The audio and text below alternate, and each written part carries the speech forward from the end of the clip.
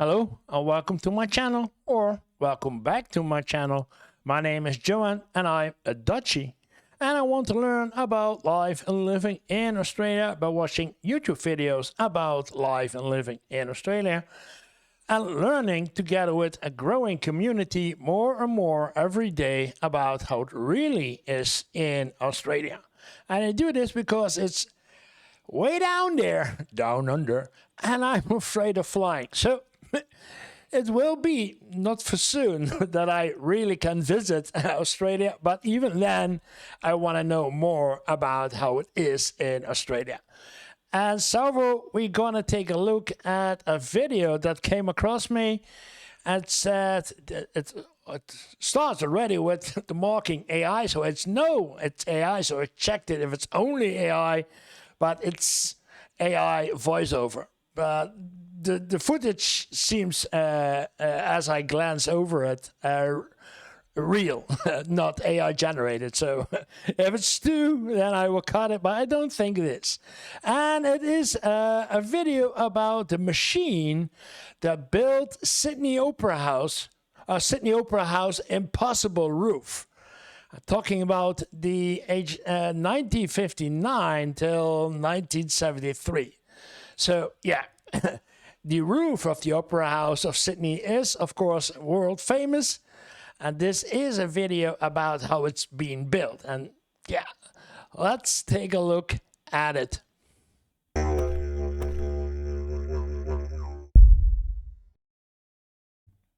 It is 1959 on a narrow finger of land in Sydney Harbour called Bennelong Point.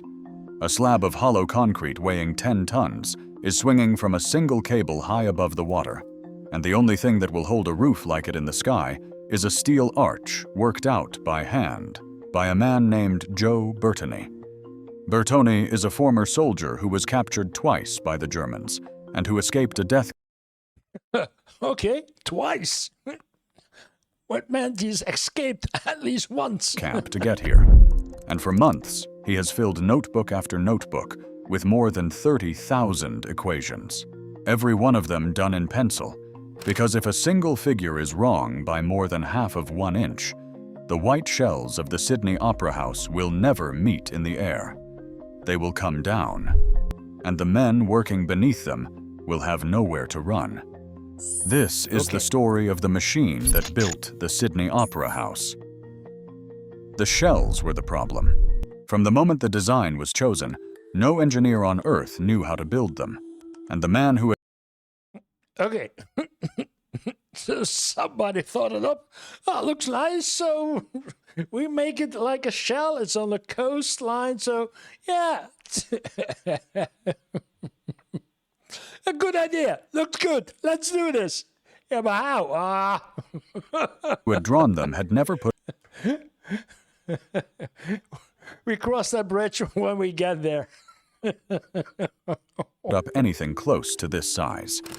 To see how a set of sails on a sketch became the hardest construction job of its century, we have to go back to a competition and to a Danish architect almost nobody in Australia had heard of. Bennelong Point itself already carried a long history. It takes its name from an Aboriginal man of the Eora people who lived on that shore when the first British ships arrived. And for generations, the point had held a fort, and then a depot where the city's trams were turned around. Bennelong Point, Sydney, in the 1900s. And by mid-century, it was already changed in something else. By the middle of the century, Yeah. Those old pictures.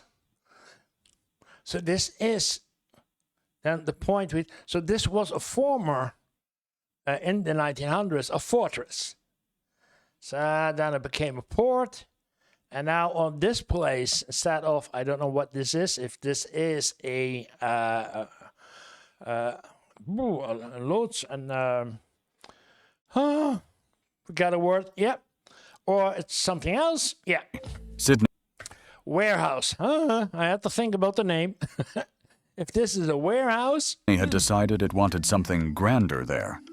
It wanted a home for music worthy of a great harbor city, and it was willing to hold a worldwide contest to find the design. In 1957, the government of New South Wales opened that competition to architects everywhere. Worldwide, okay. 233 designs arrived from 32 countries.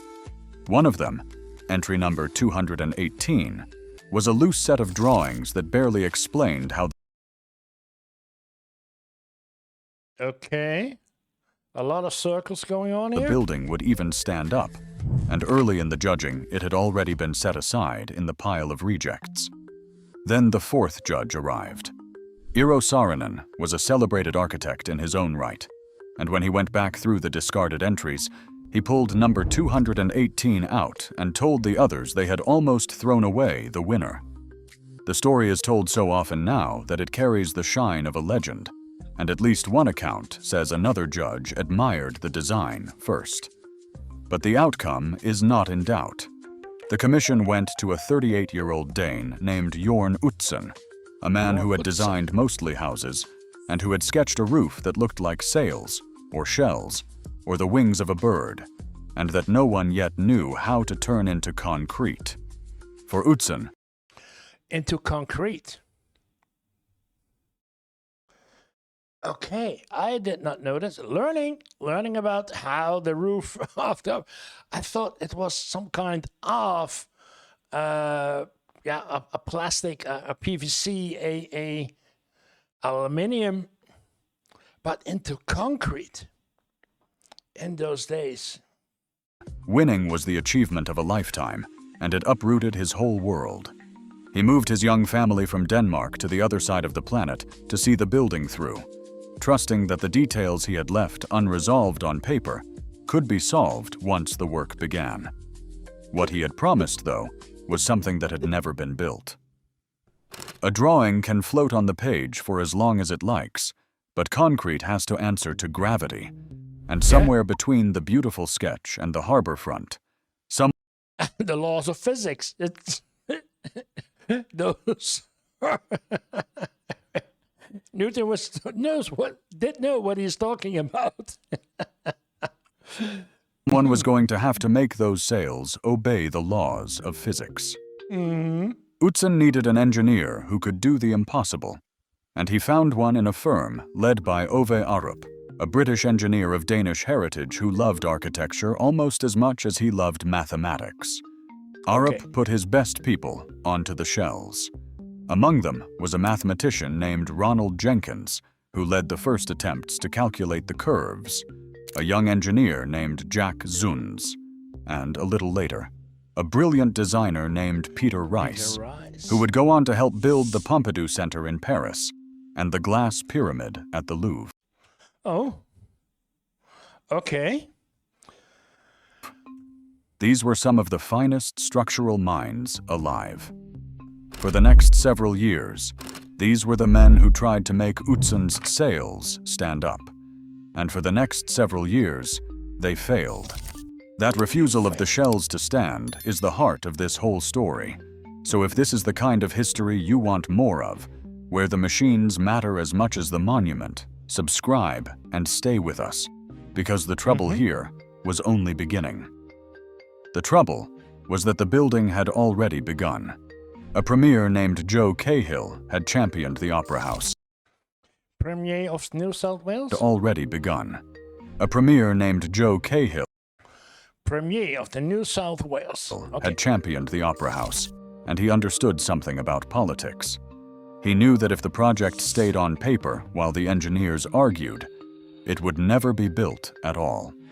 So in the spring of 1959, Cahill ordered construction to start on the podium, the great platform that would carry the whole building, even though the roof above it had not yet been designed.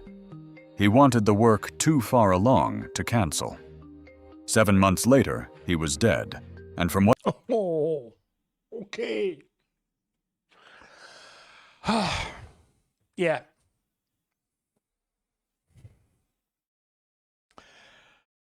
Not good. What those close to him described, one of his last concerns was this building. He is said to have told his Minister for Public Works never to let the Opera House fail. Cahill got his wish. The work could not be undone. But by forcing the start, he also planted a flaw that would cost years. The first surprise came from the ground itself. The competition documents had assumed that Bennelong Point was The ground was not sandstone. solid sandstone, the same hard rock that sits under most of Sydney. It was not. Under the old tram depot lay a great deal of Oh, it was a tram depot. What I thought was a warehouse was a tram depot. soft, waterlogged fill. And before a single wall could rise, the crews had to sink hundreds of concrete piers down to... So there were trams. Ding. There were trams in the past in Sydney. Are they still there? Or is it all replaced with cars? firm ground. The most common figure is 588 of them, though some engineering accounts put the number closer to 700. Either way, the building was already over budget before it was out of the ground. The podium alone was a serious piece of engineering. Utzon had shaped it after the great stone platforms of the Mayan temples he admired. A broad base rising out of the water on huge folded beams of concrete, with the main steps sweeping up the front like the approach to a temple. It was meant to lift every visitor up and out of the ordinary city before they ever stepped inside. Building it swallowed the first several years of the project on its own. The second surprise was worse, and it came straight from Cahill's rushed beginning. Because the podium was built before the roof was designed, the engineers had to guess how heavy that roof would be, and they built the supporting columns to match the guess. When the final 3-shell roof was worked out, it was far heavier than anyone had planned. The columns already standing in the podium were too weak to carry it. Every one of them had to be torn out and poured again. Jack Zunz, the Arup engineer, took the blame himself, saying the fault was his for the way he had divided the roof. And the demolition was so loud and so embarrassing that the supervising engineer scheduled the worst of it for the morning rush hour, hoping the noise of the city would cover the sound of a national project being knocked down. Okay. That's the way to do it. And started over. It very nearly worked. Then a chunk of flying concrete came down onto a passenger ferry crossing the harbor below. For 3 years, the roof went nowhere. Utzon and Arup's engineers For 3 years. tried scheme after scheme to make the shells stand, somewhere around 12 of them in all. They tried parabolas. They tried ellipses. They tried ribs of every curve they could calculate. And every design ran into the same 2 walls. The shapes were too complex to hold their own weight without enormous cost. And worse, every shell was a different curve, which meant every shell would need its own custom mold. Casting them that way would have been so expensive that the whole project might have collapsed under the bill alone. The answer, when it finally came in the middle of 1961, was beautifully simple. What if the shells were not each a different shape at all? What if each of them, no matter how large or how small, was cut from the surface of the same enormous imaginary sphere?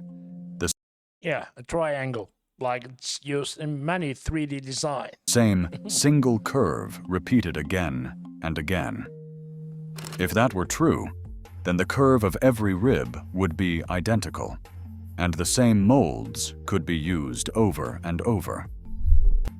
It is hard to overstate how much rested on that one idea. It turned a roof that could not be afforded into a roof that could be built in pieces and repeated, a set of impossible free-form sails into a kit of matching parts. Everything that came after, the factory on the ground, the reusable molds, the arch that lifted the ribs into place, only worked because every shell was secretly a slice of the same simple ball. There is a lovely story that Utzon found this idea while peeling an orange, watching the identical segments of peel come away in his hand. It makes for a fine picture, but it is not what he said happened. By his own account, The idea came while he was stacking the models of his shells on top of one another and realized they could all be slices of one sphere. The orange trick actually belongs to Eero Saarinen, the same man who had rescued the design, who once used a piece of fruit to explain a curved roof of his own. Utzon did not find the answer in an orange. He found it in a stack of his own models. But knowing the shape was not the same as proving it would stand. The forces inside those shells were far too complex to work out by hand in any reasonable time, so Arup's engineers turned to something almost no construction project had ever used. They rented time on early computers, machines called Ferranti Pegasus. Ferranti Pegasus. Oh, never heard of it. In London and at the University of Southampton, a single run of the numbers could take 12 to 14 hours. Doing the same work with pencils and slide rules would have taken something like 10 more years. The Sydney Opera House became one of the first great buildings on one sphere, repeated shells. Earth to be calculated by computer, and the men feeding punched tape into those machines were as much a part of the construction as any crane. Those men and their machines are the whole reason we make these videos. So if you are enjoying this one, subscribe and follow along, because we are about to reach the strangest machine of all, the one that actually held the roof up in the sky. With the shape solved and the numbers proven, the job now fell to the men who would actually build. Now you see the AI in it. It's an entire good video without the AI, but the AI is bringing in a call to action, a CTA, right in the middle of the story. So it's fascinating what's happening here, but it's still AI, but not AI-generated images. It looks like that the images are real. It's not that I think, oh, this is a fake pictures or a fake animation from what's happening. It feels real enough to not believe that this is all AI. It's AI generated, as in the voiceover and the composition, but the pictures and the video looks real. Build it, and to the machines they invented to do it. The contractor for the roof was a firm run by an Australian named Manuel Hornibrook, who was almost 70 years old when he took on the hardest part of the whole project. Rather than try to cast those enormous shells up in the air, Hornibrook's team did something cleverer. They built a factory on the point itself, right beside the rising building, and they cast the roof in pieces on the ground. Inside that yard, long molds turned out the roof one rib segment at a time. Because every rib followed the same curve of the same sphere, the same molds could be used over and over, exactly as the sphere idea had promised. In all, the factory cast something like 2,400 rib segments and roughly 2,400. Oh. 4,000 of the panels that would carry the tiles. Each hollow segment was threaded with steel cable, and one by one, the segments were stacked and pulled together under tension into tall, curving ribs, then glued at their joints with epoxy resin, one of the earliest times such glue had been used at this scale anywhere in construction. When it was finished, the roof was held together by more than 200 miles of tensioned steel cable 200 miles running through it. The roof was not the only place where the engineers rewrote the rules. Under the great front steps, Utzon's early drawings had called for a forest of columns to hold up the vast concourse. Ove Arup looked at the idea and told them they could do better. In its place, he designed a single sweep of folded concrete beams, each one running the length of about half a football field, their cross-section shifting along the way so that they carried the load with ground cast factory and column-free folded beams. Folded beams. No columns at all. Utzon was so pleased with the solution that he called them Ove's invention, a small tribute buried under the steps that millions of people now climb without ever knowing it is there. Every so often, something happened on that site that no one could have scripted. In 1960, before the shells had even begun to rise, the great American singer Paul Robeson climbed the workers' scaffolding on his lunch break and sang to the men as they ate. He became the first person ever to perform at the Sydney Opera House, more than a decade before it had a stage, or a roof, or a single seat. But there was still the problem from the very start of this story. How do you hold a half-finished concrete shell up in the sky while you add the next piece, without filling the entire harbor front with scaffolding from the ground? The answer was the machine drawn by Joe Burton, the former soldier. Yeah, because it has to click in each part until the roof. Then it's fully enough to withstand the pressure and divide the pressure all over. So, but piece by piece until they meet. Yeah. Yeah. We met at the beginning. Bertoni's life reads like something out of a war film.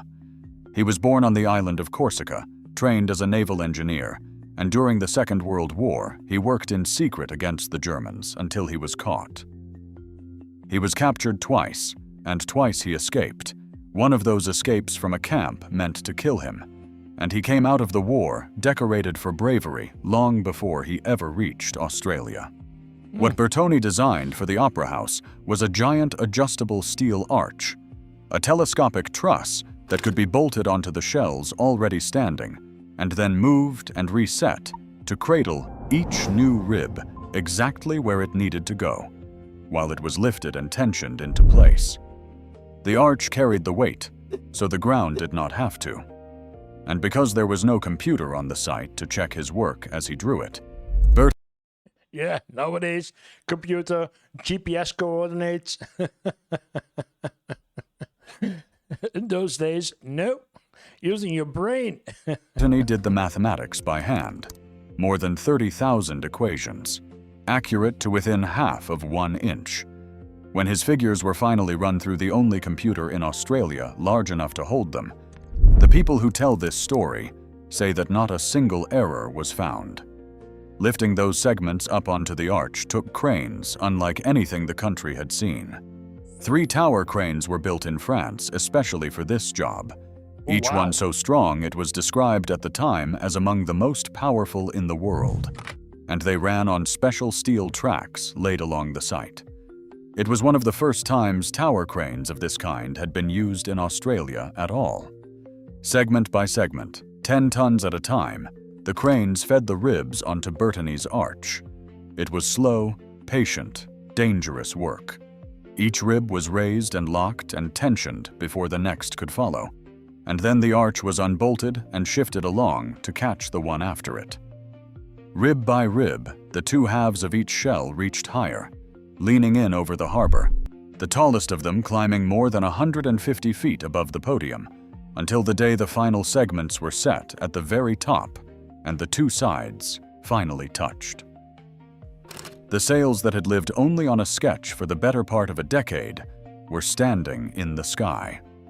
There was no room for error in any of it. A rib hanging on a cable in a harbor wind is a dangerous thing, and once it was set against the ones already standing, there was no easy way to take it back. Every segment had to arrive at the exact point Bertoni's equations had marked for it, or the 2 halves of the shell would never have closed. That they closed at all, again and again, all the way up and down the building, tells you how good those hand-done. Wow. Yeah, it is an amazing piece of art and engineering, not only art, but also engineering to make this. It is amazing. Something that Australians can really be proud of. It's unique in the world. Numbers really were. That machine, a national landmark held in the air by one man's pencil, is exactly the kind of story this channel exists to tell. So if it is new to you, subscribe Here we go again. and keep watching, because the men who raised this roof were about to go to war 18 years, and over those years around 10,000 workers passed across that site, from as many as 90 different countries. Many of them were migrants who had come to Australia after the Second World War, from Italy, from Yugoslavia, from Holland, from Germany. From the Netherlands, not from Holland. And they did the dangerous work of the shells and the casting yard. Photographs from the time show men riding the crane hooks hundreds of feet up over the harbor with no harness anywhere No way. Not even close. in sight. The site needed translators just so the crews could understand one another, and many of the workers lived in caravans parked on the point through the whole job. For a great many of them, this was the job of a lifetime, a building unlike any other on Earth, and they knew it while they were up there. Years later, families would point at the shells on a postcard and say that a father, or a grandfather, had helped raise that roof with his own hands. It was their building too, and most of their names were never even written down. You will sometimes read that 16 men died building the Sydney 16, that's wrong side. Oh. Opera House. That number is wrong. Those 16 deaths belong to the Sydney Harbour Bridge, built a short distance away a generation earlier, and over the years, the two counts have quietly been mixed together. The most careful history of the Opera House records, only one death during its construction, a crane driver, and even that is said to have happened away from the site. For a building this size, raised Oh, wow. Look at it. The scaffolding and then this part going up here, right? It's amazing. It's really a piece of art. this high, with this little in the way of safety equipment. That is a remarkable thing, and it is worth saying plainly rather than dressing it up, because the record here is genuinely uncertain, and the honest answer is the more interesting one. What the workers lacked in safety gear, they made up for in nerve. Yeah, none of them. They're standing on, I don't know, some kind of scaffolding, holding this 10,000 pounds, 5,000 kilograms of concrete. Not a gear, no safety harness, nothing. Not a job for me, I will say. And the site became one of the great battlegrounds of the Australian labour movement. The unions fought over pay, over conditions, over the basic dignities of the job, and their leaders, among them a builder's labourer named Jack Mundy, helped invent an idea that would spread across the world. It was called the Green Ban, a refusal to work that protected not just wages and conditions, but the land and the trees around them.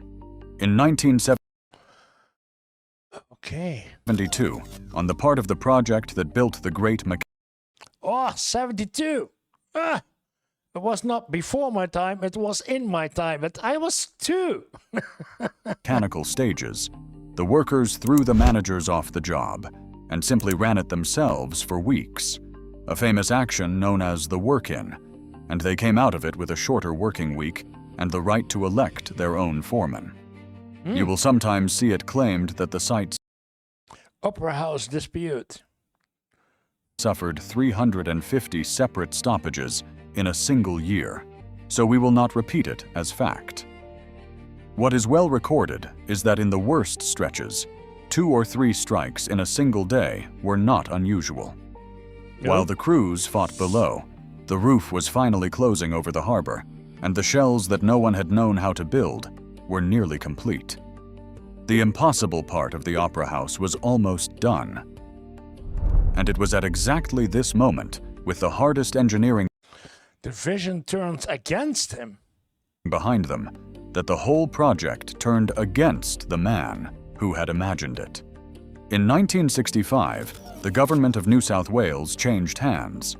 The new premier was Robert Askin, and his new Minister for Public Works was a man named Davis Hughes. Hughes did not care a great deal about architecture. He cared about budgets and about being seen to control them, and he found in Jørn Utzon a perfectionist who refused to cut corners on his own building. The heart of the fight was the inside of the building, and it is worth understanding what Utzon was defending. He did not work like most architects, drawing every detail on paper and handing it down. He designed by building things at full size and standing inside them, changing them by eye until they felt right. For the interiors, the ceilings and the great glass walls, life-size ceiling model, great glass wall study, and tested before. He insisted on building full-scale models first, so he could see with his own eyes whether they worked before they were locked into concrete. To Utzon, this was not a luxury. It was the only honest way to build something no one had built before. The tactics Hughes used against him were simple, and they were cruel. He began to withhold the fees owed to Utzon. Month by month, the money stopped, until Utzon could no longer pay the staff in his own office, could not pay his rent, could not pay for the very models the work depended on. Hughes called those models a waste of money and refused to fund them. It was the final squeeze on a man who had already given the project 9 years of his life. Oh, how will be the reaction? On the 28th of February, 1966, Jørn Utzon walked away from the Sydney Opera House. It is often called a resignation, but that is far too gentle a word. He had been starved off his own building. In April, he left Australia altogether, and he never came back. He did not return for the opening. He never once saw the finished opera house in person for the rest of his life. Utzon later called the whole affair malice in Blunderland. When word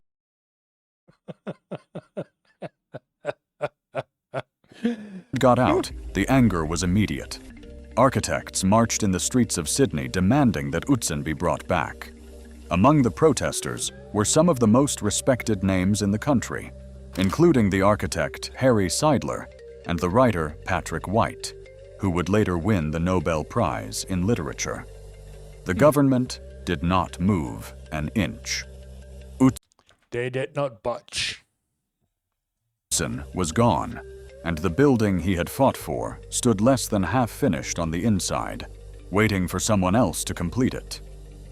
If you have stayed with us all the way to here, no one all.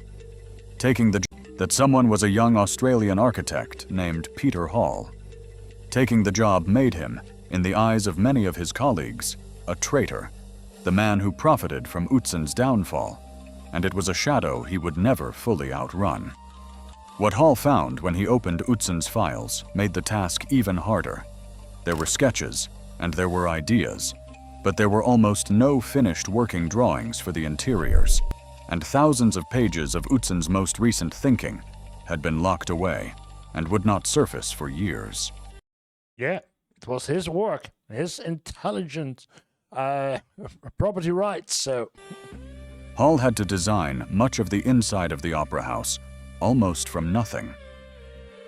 He traveled the world studying concert halls, and then he made a decision that still shapes the building to this day. Utzon had planned the largest hall to serve two purposes at once, both grand opera and orchestral concerts. Hall and the experts he consulted decided that a single hall could not do both jobs well. So he turned the major hall into a dedicated concert hall, with room for more than 2. Wow! The inside! 1,500 people, and, in time, the largest mechanical pipe organ in the world. Opera was moved into the smaller hall, the one known today as the Joan Sutherland Theatre. The change came at a cost. The opera theater came out cramped, and the concert hall carried sound quirks that were argued over for decades. But the building opened, and it worked, and Peter Hall was the reason it did. Hall also had to solve the great glass walls that close the open ends of the shells, the ones that let the foyers look straight out over the harbor. Utzon had imagined delicate mullions of plywood. Hall, working with Arup's engineers, built them instead from steel and bronze glazing bars holding thousands of panes of a topaz-tinted glass made to order in France. Well, somebody ordered the glass cleaner. A shade found nowhere else. From the water, the Window washer. effect looked effortless. Behind it lay years of work that almost no visitor would ever stop to think about. For giving the building its inside, Hall paid a price that lasted the rest of his life. His profession never quite forgave him for taking Utzon's place. His career struggled. He drank. He died in 1995, largely forgotten by the country whose most famous building he had helped finish. And one book written about his life gave him a bitter title, calling him the Phantom of the Opera House. On the 20th of October, Triumph without its maker. 1973, the Sydney Opera House opened at last. Queen Elizabeth II stood on the steps. Fireworks broke over the harbor, and an orchestra played the Ninth Symphony of Beethoven. Crowds packed the shoreline and the water, and a city that had spent years mocking the building as a scandal now turned out in the hundreds of thousands to claim it as their own. Wow. Good. Despite the AI fishing of getting square through it and the AI voiceover, but the story is good and the videos are good. So it's a good story, it's a good video. And learning, this is amazing. Sometimes you see and you think like, oh, it's the famous Sydney Opera House, but you don't realize that we're talking about a magnificent piece of engineering and designing, and that would, oh yeah, they built it in a couple of years. All the troubles and the problems, you never know. You think, yeah, okay, they built it at some point, and now it's the most famous building, one of the most famous buildings in the world. But how they built, etc., you never look at it until you see a video like this. Wow, almost a decade. Oh, well, I hope that you liked the video, and if you do, then press like. And if you like my kind of content, then this is a good place to look for more, and otherwise it would be really appreciated if you hit the subscribe button. Thank you for watching, and see you in the next Australian video.